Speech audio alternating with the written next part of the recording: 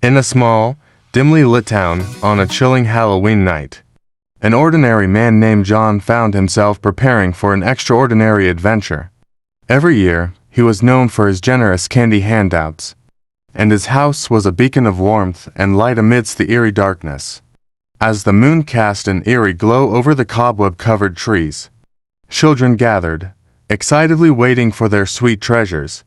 John stood at his doorstep, a grin carved into his face as he held a bowl of candy. But this year, something was amiss. The air was heavy with an unnatural silence, and a spectral mist seemed to creep through the streets. The first group of children approached, their costumes shimmering with an eerie beauty. John handed out candy with his usual cheer. But, as the children left, their laughter faded into mournful whispers. Perplexed, he brushed it off as Halloween pranks. A second group arrived, their masks grotesque and their eyes gleaming with a sinister light.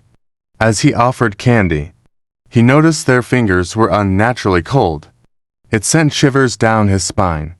He wished them a safe night, but as they departed, a mournful wail echoed through the night. Growing uneasy, John continued to give out candy to each group.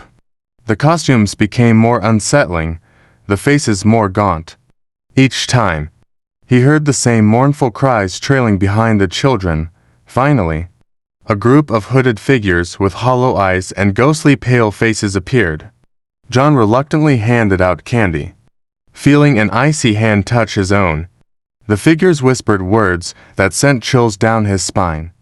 And as they left, the town's chilling silence returned. Alone on his porch, John's heart raced, and fear gnawed at his soul. The clock struck midnight, and the veil between the living and the dead grew thinner.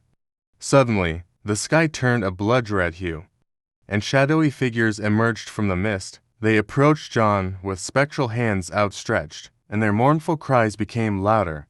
In a panic, he rushed inside and locked his door, but the figures pressed against the windows and walls, their faces twisted in agony. Desperation took hold of John.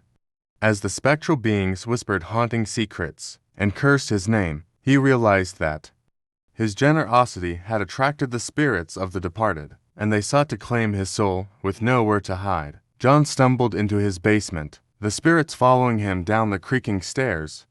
In the dim light, he found an old book that contained an ancient spell of protection. Frantically, he began to recite the incantation, and as he did, a blinding light filled the basement. The spirits howled in agony and were banished from his home. John emerged from the basement, shaken but unharmed. The town had returned to its eerie calm, and the spectral mist dissipated into the night.